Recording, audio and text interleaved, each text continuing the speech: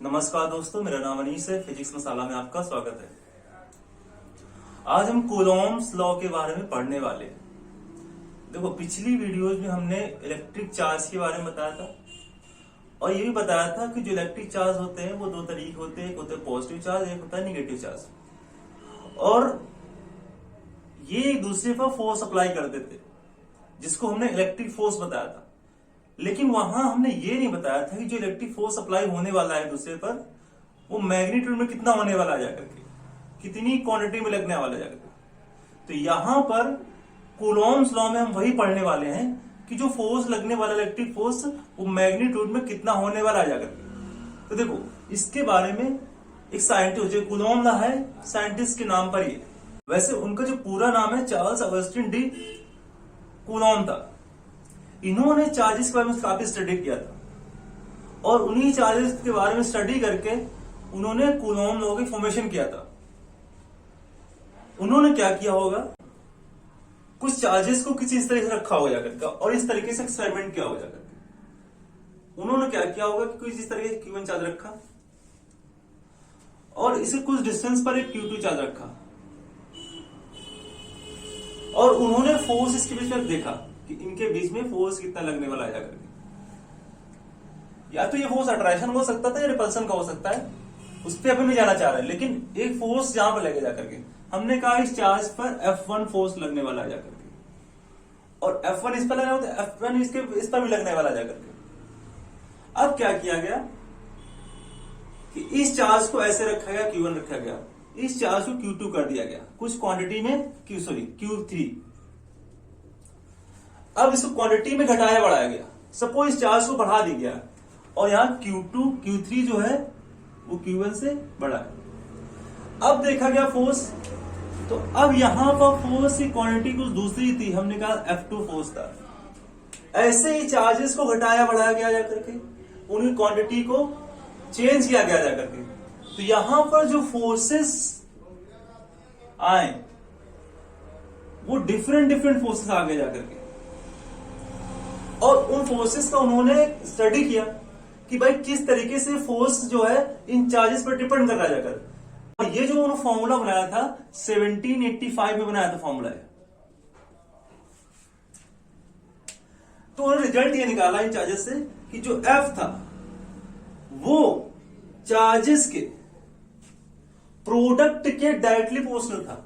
Suppose Q1 कोई charge है और Q2 चार्ज है, इनके प्रोडक्ट के डायरेक्टली प्रोपोर्शनल चार्ज है, और इसको इक्वेशन नंबर उन्होंने नोट बोल दिया।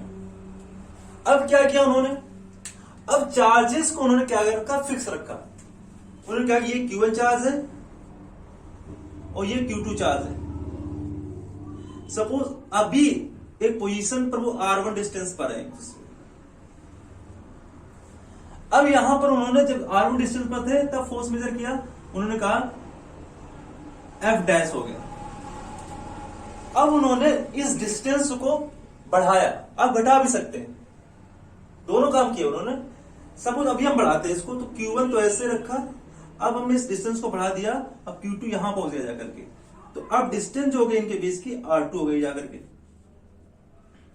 अब उन्होंने इन दोनों चार्जेस के बीच से लगने वाले फोर्स को देखा, ऑब्जर्व किया, कैलकुलेट किया। तो अब जो फोर्स लग रहा था वो F डबल डैश मान लिया लग रहा था। इस फोर्स से कुछ बदल गया था हेलो फोर्स। आप इसको घटा भी सकते थे। सपोज ये Q1 चार्ज इधर है, आपने यहां से अगर रेफरेंस पॉइंट होगा तो यहां से आपने उठा के यहां पे ले आ गया।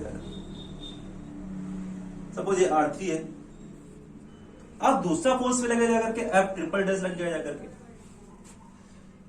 तो इस डिस्टेंस पर भी वेरी कर रहा था, और डिस्टेंस पर कुछ इस तरीके से वेरी कर रहा था कि जब उन्होंने रिजल्ट निकाला तो इस तरीके से वेरी किया कि F जो था वो डिस्टेंस के स्क्वायर के इनवर्सली प्रोपोर्शनल था, डिस्टेंस के स्क्वायर के इनवर्सली प्रोपोर्शनल था, और इसको इक्वेशन नंबर उन्होंने 2 दे दिया जाकर। बस यही दो रिजल्ट उन्होंने निकाले। अब क्या उन्होंने इक्वेशन 1 और इक्वेशन 2 कंबाइन कर दिया जाकर के। जब इक्वेशन 1 एंड इक्वेशन 2 को कंबाइन किया उन्होंने तो एक रिजल्ट निकाला, F directly proportional to Q1 Q2 upon R square. ये निकल गया। अब देखो, हम लोग जानते हैं ये प्रोपोर्शनलिटी कांस्टेंट होता है। अगर इसको हटाते हुए कांस्टेंट आता है तो इसको हटाया गया और एक कांस्टेंट लेके आ गया के Q1 Q2 upon R square. के उन्होंने बोला कूलॉम कांस्टेंट भी इसको बोल देते हैं या प्रोपोर्शनलिटी कांस्टेंट बोल देते हैं। अब देखो इस के की वैल्यू उन्होंने इतनी बताई और कहा कि के जो होता है वो 9 इंटू 10 टू द पावर 9 होता जाकर के। अगर हम इसकी यूनिट लिखना चाहें देखो इस फॉर्मूले से यूनिट लिख सकते हैं जाकर के। कैसे? ये आर स्क्वायर इधर चला जाएगा जाकर के। तो अगर देखना चाहें तो ये के जो होगा F times R square upon Q1 Q2 इस तरीके से। तो F newton metre square upon coulomb square, इस तरीके से इसकी यूनिट भी डिसाइड कर सकते हैं। अगर हम के की डायमेंशन निकालना चाहे, अगर के की डायमेंशन निकालना चाहे तो क्या डायमेंशन हो जाएगा? न्यूटन जो होती है MLT minus 2, MLT minus 2, metre square means L square,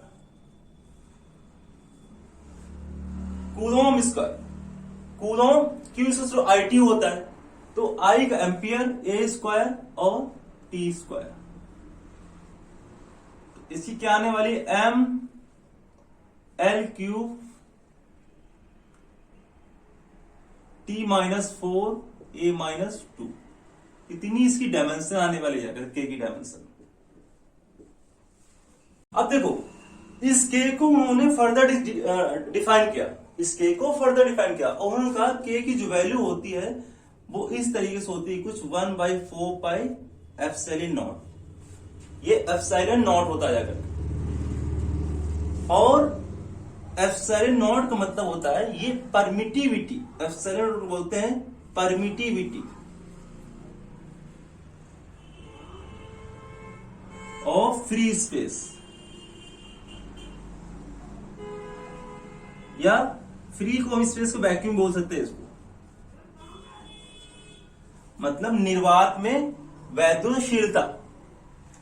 अगर हम इसकी यूनिट देखना चाहें तो इसको इधर लेके आते हैं, एप्सिलॉन नॉट जो हो जाएगा 1/4 पाई के होने वाला जाकर के। अगर इस यूनिट देखना चाहें तो देखो के की यूनिट थी न्यूटन मीटर स्क्वायर पर कूलॉम स्क्वायर, तो ये देखो जस्ट इनवर्सली हो गया जाकर के। तो एप्सिलॉन की वैल्यू होने वाली है जाकर के कूलॉम स्क्वायर पर न्यूटन मीटर स्क्वायर, और इसकी जो डायमेंशन फॉर्मूला है जैसे इसका उल्टा होने वाला है जाकर के M-1 L-3 T4 A2, ये डायमेंशनल फॉर्मूला इसका होने वाला है जाकर के।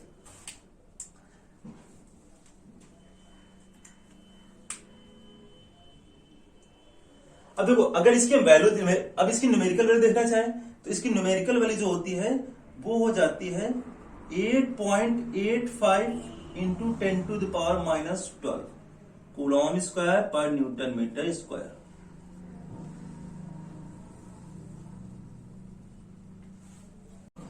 अब देखो परमिटिविटी के बारे में थोड़ा समझते हैं, क्या होती है परमिटिविटी। देखो ये फॉर्मूला था 1/4 pi epsilon naught Q1 Q2 upon R square. हमने कहा था एप्सिलॉन नॉट जो है वो परमिटिविटी ऑफ फ्री स्पेस,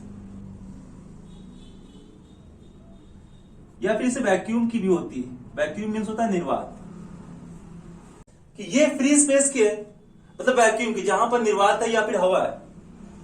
तो ऐसा भी हो सकता है कि कहीं मीडियम हो तो वहां की परमिटिविटी हो। तो हाँ, अगर कहीं मीडियम है तो मीडियम की परमिटिविटी को एप्सिलॉन से रिप्रेजेंट कर देते हैं। ये है परमिटिविटी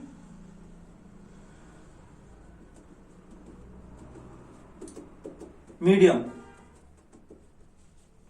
अच्छा, इसका मतलब क्या होता है? तो देखो परमिटिविटी का मतलब होता है कि परमिट करना। अगर हम इस वर्ड को ब्रेक करें तो यहां से हम ये चीज निकाल सकते हैं कि परमिटिविटी से एक परमिट वर्ड निकल रहा है। परमिट या फिर अलाउ, इसका मतलब ये होता है कि कोई अगर मीडियम है तो अपने अंदर से इलेक्ट्रिक फील्ड कितनी अलाउ करने दे रहा है, कितनी पास होने दे रहा है। जितना कम पास होने देगा तो हम कहते हैं कि उस मीडियम की परमिटिविटी हाई है, और जितना ज्यादा वो अलाउ करने देगा तो हम ये कहते हैं कि उस मीडियम की परमिटिविटी कम है। तो देखो, हम बात तो कर रहे थे इलेक्ट्रिक फोर्स की, लेकिन हमने यहां बात कर दी बीच में इलेक्ट्रिक फील्ड की। तो देखो, अगर कहीं पर इलेक्ट्रिक फोर्स अप्लाई हो रहा होता है, कहीं पर लग रहा होता है नी चार्ज के बीच में, तो ये टू स्टेप प्रोसेस होता है। देखो होता क्या है कि अगर कहीं पे चार्ज रखा हो, सपोज ये कि कोई चार्ज रखा हुआ है, Q1 चार्ज रखा हुआ है, तो सबसे पहले क्या करता है, चार्ज अपने चारों तरफ एक इलेक्ट्रिक फील्ड प्रोड्यूस करता है जाकर के, अपने चारों तरफ एक इलेक्ट्रिक फील्ड कुछ इस तरीके से प्रोड्यूस करता है जाकर के, इस तरीके से फील्ड प्रोड्यूस करता है। अब ये फील्ड दो तरीके की होती है, चार्जेस पर डिपेंड करता है। अगर कहीं पॉजिटिव चार्ज है तो पॉजिटिव चार्ज से फील्ड लाइन जो होती है वो बाहर की ओर निकलती है जाकर के। अगर कोई नेगेटिव चार्ज है तो ऐसा लगता है फील्ड लाइन कहीं बाहर से आ रही और इस चार्ज पर एंटर कर जा रही जाकर के। ये बात की बात है, आगे डिस्कशन करेंगे। लेकिन यहां पर कोई भी चार्ज अगर जनरली रखा हुआ है तो अपने चारों ओर एक इलेक्ट्रिक फील्ड प्रोड्यूस करने वाला जाकर के। अब ये जो इलेक्ट्रिक फील्ड होती है किसी दूसरे चार्ज पर, सपोज ये Q2 चार्ज है, इस चार्ज पर एक फोर्स लगाने वाली जाकर के। डायरेक्टली ये चार्ज Q1 चार्ज Q2 पर नहीं लगाने वाला फोर्स। सबसे पहले Q1 एक फील्ड अप्लाई प्रोड्यूस करता है, सबसे पहले चार्ज Q1 फील्ड प्रोड्यूस करेगा जाकर के, वो फील्ड इस Q2 पर फोर्स अप्लाई करने वाले जाकर के। अब देखो, ऐसा नहीं होगा कि इसी ने प्रोड्यूस किया, ये भी प्रोड्यूस करेगा, तो ये भी अपने एक फील्ड प्रोड्यूस करेगा। अब इसकी फील्ड इस पर फोर्स लगाने वाले जाकर के, तो कह रहे हो फोर्स लगने वाला जाकर फील्ड के थ्रू, ये इस पर डायरेक्टली फोर्स नहीं लगाने वाला जाकर के। तो अगर कोई मीडियम है तो हम मीडियम की वही बता रहे, परमिटिविटी मीडियम, मतलब वो मीडियम में अगर कोई चार्ज, सपोज ये वाटर है कोई, इस वाटर के अंदर ये Q1 चार्ज रखा हुआ है और ये Q2 चार्ज रखा हुआ है। तो देखो, अब यहां पर इनके भी जो फोर्स अप्लाई होगा जाकर के कूलॉम के हिसाब से। लेकिन देखो, अब इस मीडियम की परमिटिविटी अपनी होगी जाकर के, सपोज एप्सिलॉन परमिटिविटी है यहां पर, तो यहां पर अगर वैक्यूम के रेस्पेक्टिवली देखोगे तो फोर्स उतना लगने वाला नहीं जाकर के, क्योंकि ये उतनी ज्यादा रजिस्ट करता है, इस फील्ड को रजिस्ट करता है। अगर फील्ड को रजिस्ट करना है इसकी या इसकी किसी को भी, ये वाटर, तो उतनी फील्ड लाइंस वहां से नहीं जाने वाली जाकर के। अब अगर फील्ड लाइंस कम जाएंगे, इसका मतलब फोर्स ये एक दूसरे पर कम लगाने वाले जाकर के। तो अगर किसी मीडियम की परमिटिविटी बढ़ती है तो फोर्स जो होता है चार्जेस के बीच में, फोर्स Q1 Q2 के बीच जो लगने वाला है वो डिक्रीज करता जाकर के, घटता है जाकर के।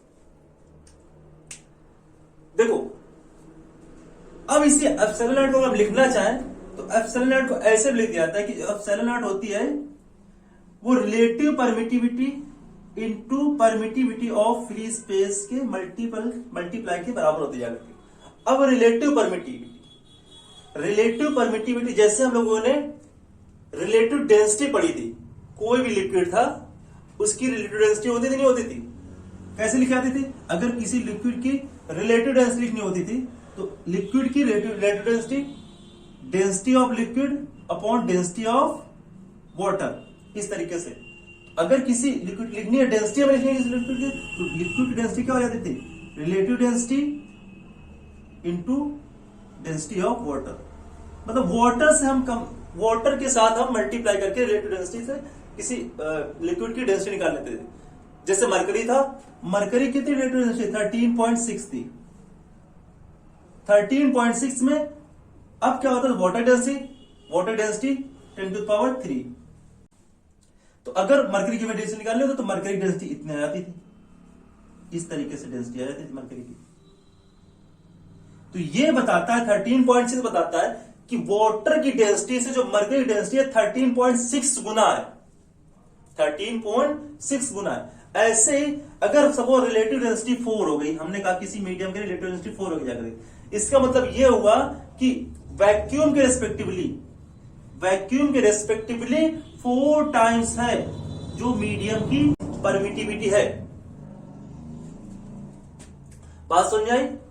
तो ऐसे, और हमने ये बता दिया कि परमिटिविटी अगर किसी वीडियो में बढ़ती जाकर तो फोर्स चार्जेस के बीच में कम होने वाला जाकर। तो देखो ये जो एप्सिलॉन नॉट हमने लिखा, epsilon R into epsilon naught, इस एप्सिलॉन आर को के भी लिख देते हैं, ये के भी लिख देते हैं, और के को बोल दिया जाता है डाई इलेक्ट्रिक कांस्टेंट।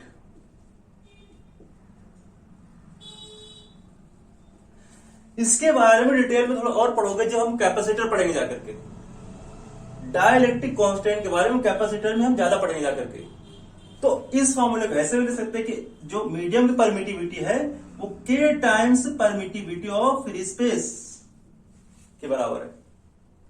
तो अगर अब हम कूलॉम लॉ लिखना चाहें तो एफ जो होगा जाकर के 1/4 पाई, अब मीडियम में लिखना चाह रहे तो अगर हम यहां ऐसे भी लिख लें कि एफ मीडियम, तो 1/4 pi epsilon Q1 Q2 upon R square. Epsilon जगह हम लिख सकते हैं के टाइम्स एप्सिलॉन नॉट, तो 1/4 पाई के times epsilon naught Q1 Q2 upon R square. एक काम करते हैं के को बाहर निकाल लेते, तो 1/k और इसको ब्रैकेट के अंदर कर लेते 1/4 pi epsilon naught Q1 Q2 upon R square. ये एफ मीडियम के लिए। अब हम ये देख रहे हैं ये जो फॉर्मूला है ये वैक्यूम के लिए फॉर्मूला है, ये वैक्यूम के लिए था ना, तो यहां पे ऐसे लिख सकते हैं 1/k times of F of vacuum या फ्री स्पेस। तो इस तरीके से एक रिलेशन निकाल सकते हैं कि जो मीडियम में लगने वाला फोर्स है वो वैक्यूम के फोर्स का 1/k टाइम्स होता है। अब देखो वैक्यूम के लिए जो k होता है या फ्री स्पेस के लिए 1 होता है जाकर के, वैक्यूम के लिए।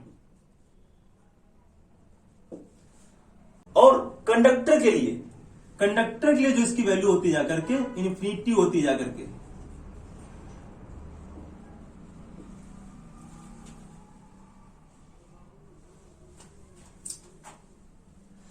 तो देखो हम ये भी बता सकते हैं कि जो k की वैल्यू है, k की वैल्यू हमेशा ग्रेटर देन इक्वल टू 1 होगी जाकर के और less than equal to infinity. तो k की जो रेंज है कुछ इस तरीके से लाई करने वाली जाकर के। अगर हम देखना चाहें कि ये जो f मैक्सिमम कब होने वाला जाकर के, f किसी मीडियम के मैक्सिमम कब होने वाला है करके, अगर हम k की वैल्यू 1 लिख दें, अगर k की वैल्यू 1 रख दें तो जो मीडियम का फोर्स होगा वो वैक्यूम के फोर्स के बराबर होने वाला है, क्योंकि ये तो मैक्सिमम फोर्स है ना, वैक्यूम में सबसे ज्यादा मैक्सिमम फोर्स लगने वाला है करके। तो अगर k की वैल्यू 1 ले ले तो जो f मीडियम होगा वो f वैक्यूम के बराबर होने वाला है करके। इसके बाद k की आप कोई वैल्यू लो, अब 1 से बड़ी लेनी है। अगर 1 से आप बड़ी लेते हो तो मीडियम का फोर्स देखो यहां से कम आने वाला है। सपोज हमने k की वैल्यू 2 ले लिया जाकर, यहां पर इस पर रखो जाकर, तो f medium f vacuum by 2, मतलब जो मीडियम में फोर्स लगने वाला है इन चार्जेस के बीच में वो वैक्यूम के फोर्स का हाफ हो गया जाकर के। तो यहां से हमने प्रूव भी कर दिया जो हमने पहले बताया था कि अगर फोर्स, कि अगर आप मीडियम की परमिटिविटी बढ़ाने वाले जाकर के तो उस पर लगने वाले जो फोर्सेज है चार्जेस के बीच में, उस मीडियम में रखे हुए जो चार्जेस हैं उनके बीच में फोर्स की वैल्यू कम होने वाली जाकर के, और यहां से निकाल के हम आपको दिखा भी दे रहे हैं जाकर के। तो इस तरीके से बेसिक नॉलेज है परमिटिविटी के बारे में। तो देखो यहां पर कूलॉम में क्या हो रहा है कि कूलॉम जो है वो मीडियम पर डिपेंड कर रहा है जाकर के। यहां पर जो कूलॉम लॉ है डिपेंड्स ऑन मीडियम।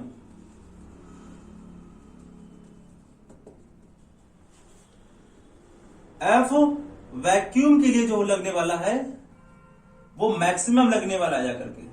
इसके बाद किसी भी मीडियम में आप जाओ जाकर के हमेशा इससे कम लगने वाला है जाकर के। तो जैसे जैसे आप मीडियम चेंज करते जा रहे हो वैसे वैसे आपका कूलॉम लो, वैसे वैसे आपका कूलॉम जो फोर्स है वो चेंज होता जा रहा है जाकर के। तो कहने को तो जैसे ग्रेविटेशन फोर्स था F equals to G m1 m2 upon R square. अगर हम इसको K मान ले, कैपिटल K मान ले, F equals to capital K Q1 Q2 upon R square, तो K की जो वैल्यू है वो वेरी करने वाली है जाकर के। लेकिन यहां पर एक ग्रेविटेशनल लॉ था, न्यूटन ने बताया था। यहां पर जो कैपिटल जी थी इसको यूनिवर्सल ग्रेविटेशनल कांस्टेंट बोला था जाकर के, मतलब ये हर जगह पे सेम रहने वाला जाकर के। लेकिन यहां पर जो कैपिटल के है ये वेरी करने वाला जाकर के। देखो ये भी इनवर्स स्क्वायर के प्रोपोर्शनल था और ये भी क्या है, इनवर्स स्क्वायर प्रोपोर्शनल है। तो दोनों फोर्सेस को हम बोल तो सकते हैं कि इनवर्स स्क्वायर लॉ है, लेकिन ये यूनिवर्सल फोर्स है, ये यूनिवर्सल नहीं है जाकर के। इसकी वैल्यू चेंज होने वाली है जाकर के किसी मीडियम पर। अब देखो कूलॉम लॉ का हम वेक्टर फॉर्म देखने वाले जाकर के। देखो अभी तक जो हमने बात किया जो एफ था, अब इसको कैपिटल के में 1/4 कैपिटल के से रिप्रेजेंट कर दे रहे हैं, Q1 Q2 upon R square, इस तरीके से ये कांस्टेंट है। तो यहां पर क्या था कि केवल अभी हमने फोर्स का मैग्नीट्यूड दिया था, लेकिन हम ये भी जानते हैं कि फोर्स है एक वेक्टर क्वांटिटी है। एफ जो है फोर्स एक वेक्टर क्वांटिटी है। अगर वेक्टर क्वांटिटी है तो इसकी डायरेक्शन भी जरूर होनी चाहिए जाकर के, लेकिन हमने यहां डायरेक्शन निकाली नहीं जाकर के। तो अगर हमको इसे डायरेक्शन लिखना है जाकर के, तो देखो ये फोर्स का मैग्नीट्यूड है, ये चेंज हो सकता है। वेक्टर में क्या होता है, वेक्टर में हम लोगों ने पढ़ रखा है कि अगर कोई भी वेक्टर है उसका मैग्नीट्यूड चेंज नहीं करना चाहते हैं, लेकिन उसकी डायरेक्शन आप बताना चाहते हैं, तो एक ही उसमें वेक्टर होता है जिसको बोला जाता है यूनिट वेक्टर, जिसको बोला जाता है यूनिट वेक्टर। सपोज कोई ए वेक्टर है, अगर हमें इसका यूनिट वेक्टर लिखना है तो ए कैप से रिप्रेजेंट करते हैं इसको, और इसकी जो वैल्यू होती है vector A bye mod of vector A, इस तरीके से। अब जो कूलॉम फोर्स लग रहा था यहां पर, सपोज ये Q1, यहां पर Q1 चार्ज था और R डिस्टेंस पर Q2 चार्ज था। हमने कहा यहां से R डिस्टेंस हो गया जाकर चला। तो देखो ये जो फोर्स लगता है हमेशा अलोंग द लाइन जो ही लगता है जाकर के, मतलब ये Q1 Q2 को जोड़ने में जो लाइन होती जाकर के उसी के अलोंग लगने वाला जाकर के। अब वो बात अलग की अट्रैक्शन लगेगा कि रिपल्शन लगेगा जाकर के, वो चार्जेस पर डिपेंड करता है जाकर के, लेकिन हमेशा लगने वाला इसी लाइन के अलोंग लगने वाला जाकर के, जो लाइन इन दोनों चार्जेस को कनेक्ट करे जाकर के। तो डायरेक्शन तो आर में ही रहने वाले जाकर के, लेकिन हम कोई ऐसा वेक्टर लिख दें ताकि डायरेक्शन बता दे आर के अलोंग और इस मैग्नीट्यूड को चेंज नहीं करे। तो हम इसके लिए क्या कर सकते हैं, यहां पर क्या कर सकते हैं, एफ जो है के Q1 Q2 upon R square, और यहां पर आर कैप लगा देते हैं। भाई आर के अलोंग है तो आर कैप वेक्टर भी है, यूनिट वेक्टर है, और इसकी वैल्यू को भी इसने चेंज नहीं किया जा करके। बात समझ में? तो देखो अगर हमें आर कैप की वैल्यू लिखनी भी है तो आर कैप की वैल्यू कैसे लिख सकते हैं, आर कैप जो होगा vector R upon mod of vector R. इसको ऐसे लिख सकते हैं वेक्टर और अपॉन आर। इसकी वैल्यू उठाकर इस पे पुट कर दो जाकर के इस पे, तो यहां पर जो एफ हो जाएगा जाकर के K times Q1 Q2 upon R square, और आर कैप की जगह लिख सकते हैं वेक्टर आर अपॉन आर। तो इसको ऐसे लिख सकते हैं K times Q1 Q2 upon R cube into vector R. अब देखो ये वेक्टर फॉर्म में तो एफ पर तो आपको वेक्टर लगाना पड़ेगा जाकर के इस तरीके से। तो ये हो गया Coulomb law in vector form. अब देखो हमने आपको पहले बता रखा है जो लाइक चार्ज होते थे, लाइक चार्जेस मतलब सेम साइन वाले, या तो पॉजिटिव पॉजिटिव हो या तो निगेटिव निगेटिव हो। तो ये हमेशा जो फोर्स अप्लाई करने वाले थे वो रिपल्सन को फोर्स अप्लाई कर रहे थे। इसका मतलब ये भी देखो, अगर हम यहां पर Q1 Q2 मल्टीप्लाई में अगर Q1 Q2 को मल्टीप्लाई कराते हैं तो इसकी वैल्यू पॉजिटिव आने वाली है जाकर के। तो हम इस तरीके से बोल सकते हैं कि अगर Q1 Q2 का प्रोडक्ट पॉजिटिव है, इसका मतलब वो फोर्स रिपल्सन का होने वाला जाकर के। चार्जेस हमेशा रिपल्सन में फोर्स लगाने जाकर के। अब अगर मान लेते हैं कि एक कोई पॉजिटिव हो गया दूसरा निगेटिव हो गया, तो यहां पर देखो अनलाइक चार्ज होने वाले हैं, अनलाइक। अगर इनका मल्टीप्लाई कराएं Q1 इंटू Q2 तो ये निगेटिव आने वाला जाकर के। अगर इनका मल्टीप्लाई निगेटिव आ रहा है, इसका मतलब जो फोर्स है वो अट्रैक्शन का है।